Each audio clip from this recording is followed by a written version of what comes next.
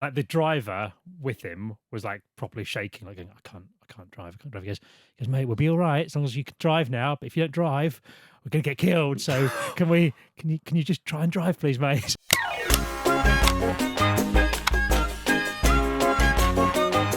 We're doing a concept that Robbie's come up with. So if it fails, at Robbie Knox on Twitter, blame him. Give him a lot of stick. Explain the concept, Robbie. So it's basically like the one we ripped off menu.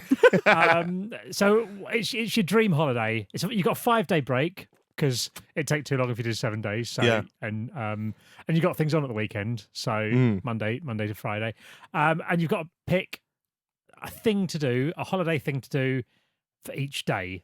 Right. But you can travel instantly between them. You don't have to worry about logistics of getting between them. So it could be that you're going to go rock climbing in Peru one day, and you could then go taking heroin in Dundee the next day. Based on those, is one of your guesses going to be rock climbing in Peru? No, but the heroin one. Because based on those alone, I already know mine's going to be incredibly boring. For Monday, I'm going to go to Brazil. What are you eating? I have actually thought about it, Stevie, because I'm a model pro. I don't know. I don't think it was Brazil that you said you'd been before, Robbie. I think it was Cuba. No, it was Brazil. Was it Brazil? Or Costa Rica. I don't know. I've been to Brazil though. Yeah. Peaches from a bag. Oh, I said mango from a bag when I was in Costa Rica. Yeah, you did. It's just come back to me now. Yeah. So far, and that's why I wrote down mangoes from a bag. Okay. I want to try those bag mangoes that you spoke about that time. Okay. And I thought I wouldn't just go to like the Copacabana, although I would. Okay. I'd probably spend the morning there having a bit of a five-a-side kickabout with some local kids, because I imagine like that's what you see in the movies. Like they're all like five-a-side, and they could be like fucking 14, 15. They'll be doing like overhead kicks. It'll be like and you just walk over and go, I'm playing now. No, I'd be like, please, can I play with you? I wouldn't be. Would you be walking along? You're walking over to a group of kids and you're going to say, please, can I play with you? No, I know what's happening. Jack's walking along the beach like that, and the ball just comes to his. Just fit. Hey, Mister. I'm sorry, now I'm doing accent. Mister, kick it back, and then you're just going to swerve this one right in the top corner. And they go, come and play with us like that. And exactly. You're there, and whilst they're amazing, you're like holding your own. Yeah. Right, do you know what I mean? And I like to think like I had this mate come over to school from Brazil when I was in like year 8 or something. So I was like 13. And even though I was like a tiny little ginger kid, because he was really tricky on the football and skillful, I knocked him off the ball, and I started thinking like, yeah, I'm fucking like, I'm the English one. Do you know what I mean? Like I'm John Terry of the playground here. Yeah. Like, get up, you little pansy. Like that. And that's how I imagine I'd be on the Copacabana. I'd be like going 2 foot through these kids. Now you're beating kids. I'm also destroying any potential future Brazilian smart. No, I like that. You like that? And then I'd probably like check out the favelas. Yep. Hold a gun. They do there's a lot of guns over there. Just hold one. I don't want to shoot anyone. How are you gonna do this? You're gonna just walk into the favela and hold a gun? Yeah, and I'd go, hey, hombre, who's got the guns, baby? And then one of them, Adriano, would come out of nowhere. Do you remember him? I know that they don't speak Spanish in Brazil, but yeah, I get the gist. Adriano, the footballer. Yeah. Do you know he retired really early, and then he got really fat, and then he moved back to Brazil, and he's now a gangster, and he lives in the favelas, and he has like AK-47s and that. 47. So you're going to see him?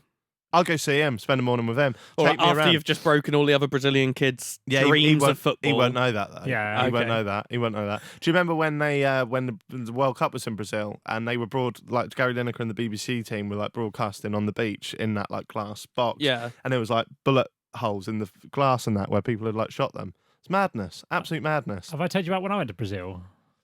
Only about the bag mango. That's Cuba. That's Costa Rica. Costa Rica. Come on. Mexico, no, I went there a couple of years before, or the year before the World Cup was there to do a video for a corporate client, and it was amazing, an amazing place. But you did get that sort of vibe of everyone gets robbed, like everyone you spoke to. Well, I didn't have any trouble or anything. It felt like it was a bit weird. For example, I went to get some money out of the bank machine, and the local Brazilian guys who were on our crew, I said, I couldn't get any money out. They went, oh no, because it's the evening. You can't get any cash out after 9 p.m. or something because people rob you at the mental things like that. So you have to get your money out earlier. Mad. And stuff like that. And And I had quite a long story. Did I tell you this? I didn't tell you about the guy who worked on that City of God film. Have I not discussed this? No. Do you know this film, City of God, that was set out there? This guy that we worked with on our crew had worked on that. This story's mental, by the way. So he was, his job was, because they used actual kids from the favelas as actors in it, his job was to drive into the favelas with a driver, go and get the kids in the morning, take them onto set, and then at the end he'd go in a minibus and take them back. So this went on for a little bit. One day, and he had permission from all like the bosses of the favelas and all this sort of stuff. One day he was on his way back out, having dropped the kids off in the evening, and there was like a bloke with like a machine gun stood in the road. So we went, okay, so they slowed down. This guy's like, wait, he stopped. He goes, hi, yeah, we've got permission to be here. We've done all, we've been doing this film. We've cleared it with this guy and all that. This guy going, yeah, no problem. He goes, do you mind just giving me a lift? I just need you to give me a lift somewhere though. And then on the way out, he went, oh yeah, no problem. So this guy opens the door of the minibus, like 8 blokes come out with loads of like guns and all this and get in the back of the minibus. He's like, this is escalating really quickly. Then we go, right, okay, off you go. And like the driver with him was like properly shaking, like going, I can't drive. He goes, mate, we'll be all right as long as you can drive now. But if you don't drive, we're gonna get killed. So can you just try and drive, please, mate? So he's driving along, and the guy's going, right, turn right here, turn left here, and they've all got all these like loads of weapons and all this like grenades and stuff like that. And he's sort of going, this is pretty bad. But he starts to calm down after a while. He goes, okay, they're just going somewhere. It's fine like this. They're driving through like a motorway through Rio de Janeiro. Just as he's starting to think, I think this is probably going to be all right.